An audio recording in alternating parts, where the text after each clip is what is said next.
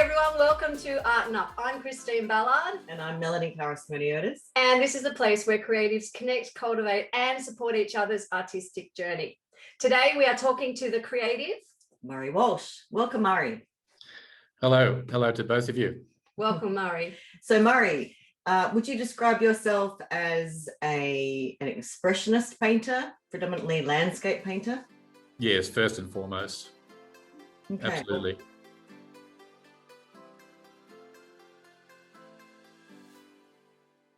Murray, when did you decide to hold a solo exhibition?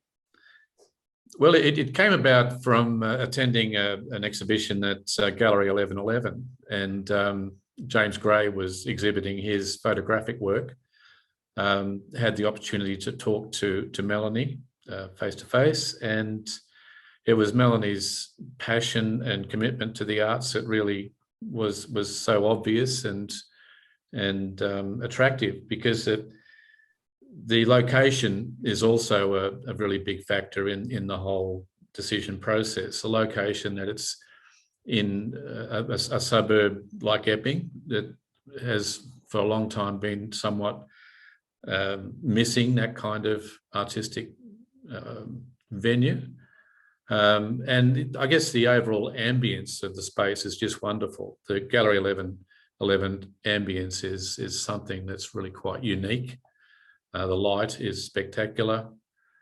So it's a combination of factors. So Melony, the gallery, the commitment, the other folks involved with the gallery. I had the chance to meet obviously James, but also Matthew and Matthew Weatherstone, and that was fantastic. So that was when I decided that I'd really like to pursue the opportunity to show some works through Gallery 1111. And so, Murray, how long had you been painting before you decided to have a solo show? Oh gosh, well, I was way back in the 80s. I graduated from what's now called COFA, and now I think that's part of UNSW. But I also did a post-grad at COFA as well as Sydney College of the Arts. So yeah, 85, 86 graduate. So from that time, I've been, I guess, having a crack at painting, drawing, etc. Ever since. How did you actually come up with the concept for the exhibition? Like, when did that come about and how did you come up with it? Well, I knew I wanted to relate my work to the natural landscape. And that came about essentially through my connection to the Central West. I married a girl who was born out past Orange, and we've been going there for quite a few years. And that area in particular has captured my interest, mainly because it is an area that's naturally very fertile, but that fertility is based on rain. And it just so happened that in October last year, the drought had broken, a 3-year drought, and the colours of landscape changed dramatically and very quickly. And so at that point, I knew it had to be really based in that area, but also based on a concept somewhat around water, and also looking to, I guess, try and capture that whole the whole colour palette changed dramatically overnight. So I wanted to try and do something around that. So what were your biggest challenges in doing that? So it's great to be inspired by things that change, and you've clearly been watching that. I think as artists, we're all a little bit crazy obsessed by something and no one else understands. And then you go and paint, or you create something of an artistic manner to try and explain how it makes you feel or why it's so important and urgent. What were the challenges for you in bringing all that sort of attention that you're paying to your subject matter to artworks? Okay, well, I really wanted to capture a lot of the landscapes in situ. So I would take a tripod out into the field, I would set up and then start. but then not living there, I would always have to come back to Sydney to refine a piece. So it was a continual ebb and flow of going out, picking up an image, starting that image in situ, bringing it back, finishing it back in Sydney, or then doing more preliminary works outdoors as well. So it was probably the logistics were the biggest challenge. But having said that, going away from a place and then coming back to it, it also has its benefits. So you get this surprise factor every time you come back to it. So when you say a challenge, I get it was a challenge, but it was a challenge that was easy to overcome. Had you always done plein air before, or was that a new thing that you took on in your artwork? Yes, I've often just gone somewhere and sketched generally, but also I've done watercolors, plein air. But I've spent time in Victoria doing that, particularly around the, I guess, the northern extremes of Melbourne. Also on the coast, I've done a lot of plein air work down on the coast, down towards Nowra. Right. I think as an artist myself, and I like when I travel that you go outside and sit in a rock for an hour, it helps you be connected to the landscape. And I think that process of painting or creating some artworks is always a sense of connection, how we can understand that landscape a little bit more. Yes. And it sounds like that's what you were doing. It's that connection of you the artist, to the landscape, and then trying to show that connection and why it's so important that everyone needs to get it. and that's absolutely. That sort of process. And it's almost like trying to listen to what it's trying to tell you to do, but you don't know the words. And I think that's why we keep going back because we haven't quite got it yet. Plus, it makes us better humans, I think, too. I think that part of our process of that landscape and feeling at one with something is really important for artists and their creative process, whether you're in the studio or whether you're under a tree. It doesn't really matter. It's sort of a private time. But a lot of artists in the history have always talked about being at a certain spot. And I'm sure you've got some secret spots that you don't tell people about. Having visited your exhibition on several occasions, I could see very clearly that you were connected to the landscape, and the connection was apparent through the materials as well that you used, and there was quite a variety of materials. So could you talk through the materials, but also the sizes? There was a variety of sizes and substrates. With the materials, do you mean the artifacts that we brought along to the show? So the artifacts and also the mediums. Sure. Because the artifacts, I think, no, I shouldn't assume, but found objects in the outback or in a farm are usually I find them quite beautiful. You get a lovely patina that develops over the years. There's also the fact that they're tools that have been used in hard work, and they tell a story, each piece. The pieces I chose to use were all connected to water. So we had pipes, pipe fittings, taps, all pieces that brought together would enable a farm to be productive. And we had the good fortune to be able to use whatever we found in a machinery shed or a garage. So those pieces formed the artifacts. In terms of the materials, typically I'll probably work on watercolor paper, using watercolors on a tripod out in situ, but because of the proximity of some of the landscapes that the areas where I painted the landscapes, I could set up a tripod there and actually start an oil quite easily and not be disturbed for hours, if not days. So typically, just portable materials that I could just throw in the back of either a ute or something. And do you have a travel set, Murray? Do you have, a little, because I know as an artist, and if you are doing a bit of plein air, the idea of taking all this stuff because you're not sure what's going to hit you when you get there is a lovely idea until you try to lift the easel, and then you can't And so it's too heavy. So I've often noticed that a lot of artists have a palette that they use for outside. So it's a limited palette of colors or just pared down set.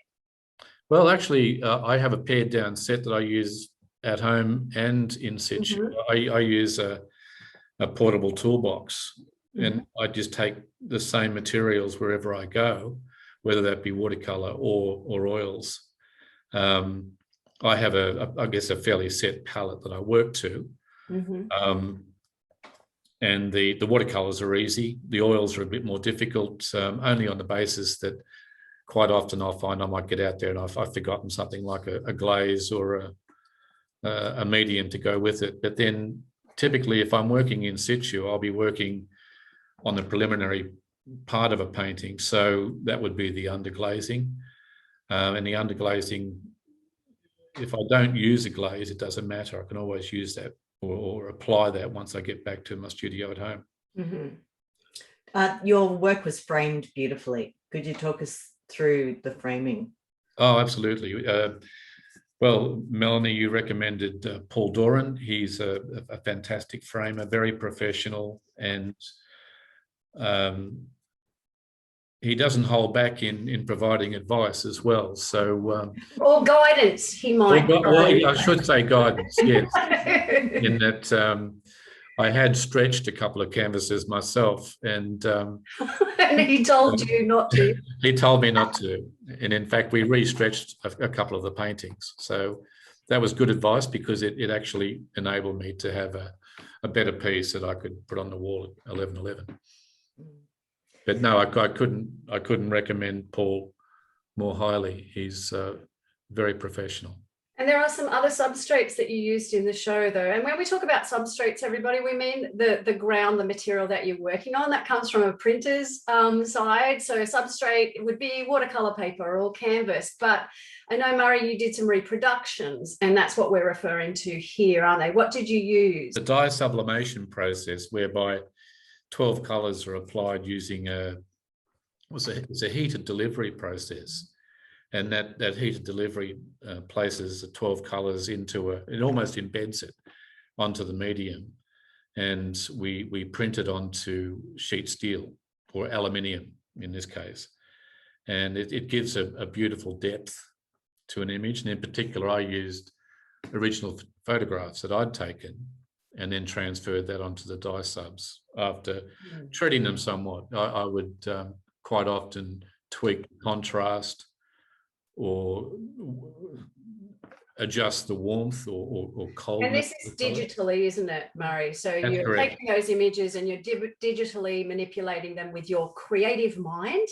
And, yes. And then that image it's often called a fusion print as well. And you can print it on the metal and sometimes leave the silver metal or the base underneath, or you can print a white base too. But I think it had the silver, didn't it, that shone right through, which was absolutely a completely different effect. It was beautiful. So you also dealt with Pete Kennedy from Boronia Park, Life Frame, and Rebecca Brady from ARTnUP Printing. How did you go with those two?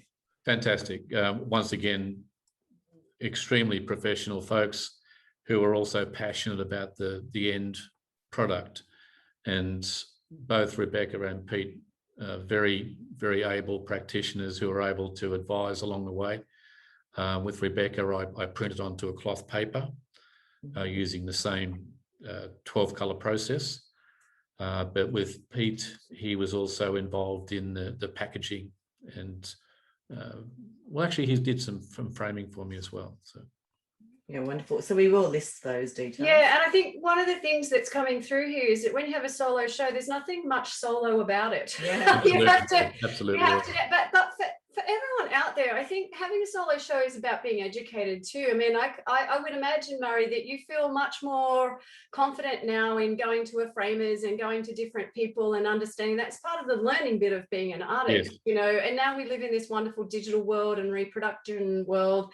It's really good to know what's out there because that may have an impact on the things that you create in the future as well. They'll merge together. And also there's heaps of smart people out there, even if you go to an art supply shop, you know, ask the people about what what it can do for you. And I know that in your artworks, you know, how important was the story of the meaning behind inspiration that started it, I'm going to say, because any kind of work, it evolves itself, doesn't it? But how important to you is a story to start with? For me, it was something that I couldn't divest from what I was doing, in that to follow the narrative was absolutely crucial. I once at one point deviated to try a different technique and a different approach, and it just didn't work. It was not good. But when I went back on the same path, it was really important, because it's what was in my head in the first place. I'd always based the show on 4 pillars. The 4 pillars were based on the landscapes, animals, the printed materials, and oils and watercolor. So using the narrative behind that enabled me to actually chunk it down into pieces that could be easily communicated using images, and those chunks became almost stories in their own right. So I wanted to capture, I guess, the commitment of the folks that live in those areas and work in those areas. When I say those areas, on the farm, I wanted to capture the commitment and engagement that those folks had, but not directly. I didn't want to do figurative painting of people at that point, but I wanted to do the landscapes. And that part of the narrative was to actually link people to those places. So in my own mind, I had a narrative running all the time about why I was painting a particular piece and in a particular place. And it sounds like, Murray, it was almost like a duty of care type of thing. And I think I'm hearing this again and again, this kind of custodianship, depending on what type of art it is. It's almost like your duty of care. It's like, I want to pay homage to these people because they made this much effort, but I see this beauty in what they might consider hard work or toil and trouble and all those types of things. Like, I want to bring that story. And it is this custodianship and this sort of duty of care, I think. And that's why you get so lost in it. And that's the good stuff, I think. Like, you know, whether you paint a flower or the landscape, or it ends up being an abstraction, it is this, I want to pass it on, so that what you're making is kind of bigger than just you, the artist. It becomes part of it. Respectful connection. Yeah, and it's what keeps you conjoined in a good way. Yes, absolutely. Yeah. So, okay, so you're an emerging artist. You've had your first strong solo show. Do you have a plan? Do you have a 5-year plan? What would you say to other emerging artists, as you know, with your why do it, Murray? Why do it? In retrospect, why do it? Well, was it worth it? Would you do it again? Absolutely. No, it was a crowning achievement for me to be able to do it not only as a solo show, but to be able to do it with Gallery 1111. It's a milestone in my life to be able to say I've done it. So that in turn will roll on to the next exhibition, which at this point in time looks like it's going to be a similar approach. I'd like to continue with the inland works, albeit somewhat different in terms of what the focus will be on individual places. When I say that, there's a series I want to do on water lilies. There's a series I want to do, or an extended series on animals, but also on experimenting a little bit more with the actual materials and extending that approach. So for me, it's the challenge of now going beyond what's comfortable and from a technical perspective, look at pushing the boundaries on maybe mixing it up with a few different approaches, maybe some encaustic, maybe some 3-dimensional work. I've just gotten hold of a welding machine that more heavy things. to get stuck into. It is a continuation of the original narrative. So more like an evolution. I think that's what happens is you're not really done with your subject matter. You've still got a conversation to have.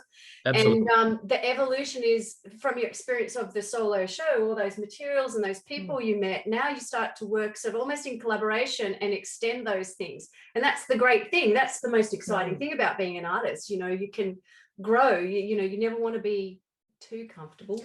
No, absolutely. You know, you have to get uncomfortable to really push yourself. But what would you say to artists who haven't had, you know, artists like you who have been painting for a great deal of time, who haven't had a solo show, who feel or they fear it, or they feel a little apprehensive? What suggestions would you make with that? I would say embrace the fear to a certain extent. I think it's important to be not anxious about it, but to at least see it as a challenge. And from a practical sense of view, I think it's very good to formulate a budget. That was something that I wasn't entirely across. What would the costs be? This would be the professional bit, you know, like the planning thing of even thinking for a show. It's like, well, what am I going to do and how am I going to make that a set? And that's really good because you start to talk from a different place now. So it's not cheap. It's not cheap putting together a solo exhibition. No, but it's something that's achievable, providing you've got everything in place in the lead up. And it's one less thing you need to worry about. You don't want to be worried about having to pick or choose based on budget when you're getting 2 months out from a show. If you plan it ahead, it's going to happen. The other thing is stick to that commitment. If you've got an idea or a passion about something, don't deviate from it. You know, I think doubts will always creep in. And I think for me, the scariest time was probably a month out. You start to go, oh no, is this good enough? Being a little bit more of a professional, like you got to stick to it and commit to it. And you know, it was a good idea. You just got to stick to it, and you can't. You know, a lot of artists, before they have a show or something, they might hop around and go, oh, that didn't work. I wasn't famous yet, and that didn't work. It's like, no, all the great artists just stick to it and commit to it, and you'll come out the other end and learn and evolve from that. So it's always worth doing that. But can I also mention having a mentor has been extremely valuable for me, to be able to talk to Melony about what stage I'm at, to get a feel from her whether the work was suitable at that point, whether I was heading down the right path. It was always great to be able to tap in and get that really solid guidance. Some sort of coach and backup that can say, Absolutely. Don't worry about that, worry about this Absolutely. One. Because you do have, otherwise you're a little bit too alone in your head. Yes. Totally agree. You don't want to stay there too long. Yes, we can all relate to that. But I think all emerging artists would look at that and see your show as a complete success. They're not all like that. Those shows, I can speak from experience. And I think that it's exciting, though. I think take away all the outside comments and the look of it. It sounds like you've grown as an artist, though, and I think that's why it's worth doing, because you see the world differently now, and you've started to own that I can be an artist. Like, this is what it takes. And it also takes doing other jobs and balancing the budget, but it gives you a drive. And now it's clear to see that you're very enthusiastic about getting on with it. Oh, absolutely. I can't wait till the next show. So we're already in planning for the gathering of new images, new ideas, and then starting to build that narrative again. But as I said, an extension to what we started back in April this year. Maybe get a bigger truck for heavier things to collect. Yeah. Oh no. A ute and a dog. I might have to build a new space, Murray. So you'll be back at Gallery 1111 next year in April. Yeah, I can't wait. Excellent. Yeah. Awesome. I'll see you though. We're very much looking forward to that. Thank you so much for today. It's been brilliant. We hope that we've provided some insight and great advice. We're a little and I think hopefully everyone can be inspired by Murray and get on with it and get out there and start planning. Even if you don't have a show booked or anything, look at your work as if it's a body of work. I think that's probably the good way to do it, isn't it? Yeah, and then you're ready. You're ready for whenever that happens. So thank you, Murray. It's great. We'll put some images up there to show you some of Murray's fabulous work, although most of it's sold, so you can't have it. You'll just have to come to the next show. Thanks, Murray. And we better let you get back to the studio then, huh? All right. Thank you very much. Thanks, Murray. Bye, Kristine. Bye, Melony.